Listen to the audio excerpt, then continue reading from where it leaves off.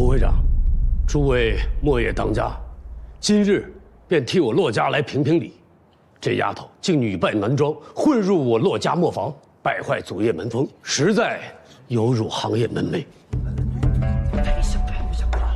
我今日方知，你曾一品已经可以代表我骆家主事了。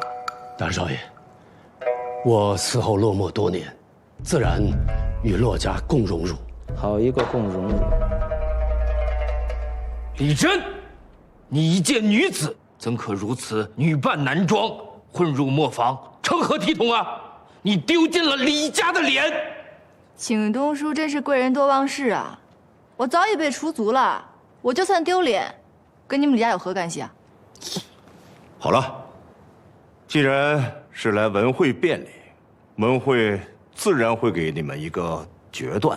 胡会长，我们徽州墨业素来有女子不得制墨的规矩啊。这不过是口口相传的陈规罢了，并非是落笔成文的定论，如何作为约束？我曾听闻，这骆家姑姑骆梦真于墨氏有经世之才。如今这骆墨沿用至今的和墨技法，便是出自骆家姑姑之手。我想请问曾大师傅，您在骆墨这么多年，难道不曾用过骆家的和墨技法吗？既然用过，一边用女子创办的技法，一边又口口声声义正辞严地说女子不可制墨，真是自相矛盾，忘恩负义。我知道李姑娘剑松变墨一把好手，今日方知这张嘴也不遑多让。这忘恩负义啊，哎呀，说的是真好。我以为制墨讲的是天赋，制得出一方好墨，那管他是男是女，是人是狗呢？家有家法，行有行规。如果猫猫狗狗之辈都能制墨，那我们徽州墨业岂不是反了天了？那你是担心自己的天赋不够，还治不过这些猫猫狗狗？骆大少爷慎言，你拿我与他相比，我是墨业正统。何为正统？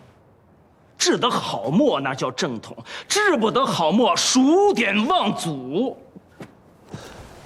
既然骆大少爷这么说了，我若再坚持女子不能制墨的口头规矩，岂不是显得我迂腐不化？只不过是我墨业有传男不传女一说。实是，因为女子终究要嫁人，磨坊不能流入外姓。此前李家磨坊险些外泄，李珍姑娘当街退婚一事，想必各位都清楚吧？胡会长，我学墨跟李墨无半点干系，何来磨坊外传一说啊？若是在座的诸位有所顾虑的话，我大不了发个誓，终身不嫁便是了。这。爱情。